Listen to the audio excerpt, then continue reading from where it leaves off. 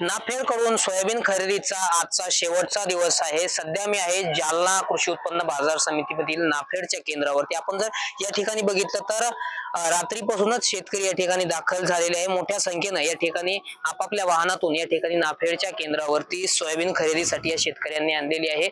आपण जर बघितलं तर ही जी लाईन आहे ती जवळपास अर्धा ते पाऊण किलोमीटर पर्यंत जी वाहनांची लाईन लागलेली आहे। 2-2, 3-3 दिवसापासून ज्या शेतकऱ्यांना हे खरेदी केंद्रावरून मेसेज आले होते ते शेतकरी या ठिकाणी दाखल झालेले आपण पाहतोय की मोठ्या संख्येने या ठिकाणी हे शेतकरी आपली सोयाबीन घेऊन या जालन्यातील नाफेडच्या केंद्रावर दाखल झालेले आहेत। मात्र अजूनही खरेदी केंद्र जे आहे ते उघडलेलं नाहीये। अनेक शेतकरी रात्रीपासून प्रतीक्षा करत या ठिकाणी थांबलेले आहेत। आपण जर बघितलं तर ट्रॅक्टर असेल, टेम्पो असेल आणि इतर वाहनातून ही सोयाबीन जी आहे ती आणलेली आहे।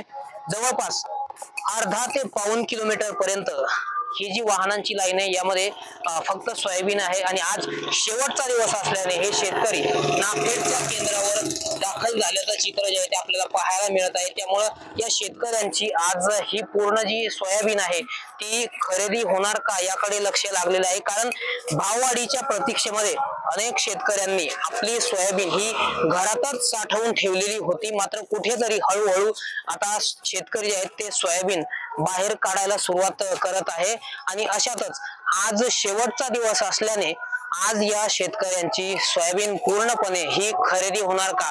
अनेक शेतकऱ्यांना SMS आले होते आणि नाफेडकडून सुद्धा आवाहन करण्यात आलं होतं की आपापली सोयाबीन खरेदीसाठी नाफेडच्या केंद्रावरती घेऊन या असं आवाहन करण्यात आलं होतं।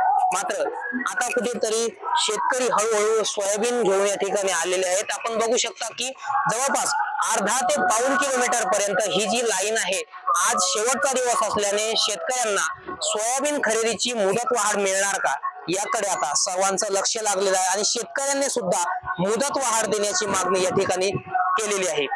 रामनाथ ढाकणे, TV9 मराठी, जालना।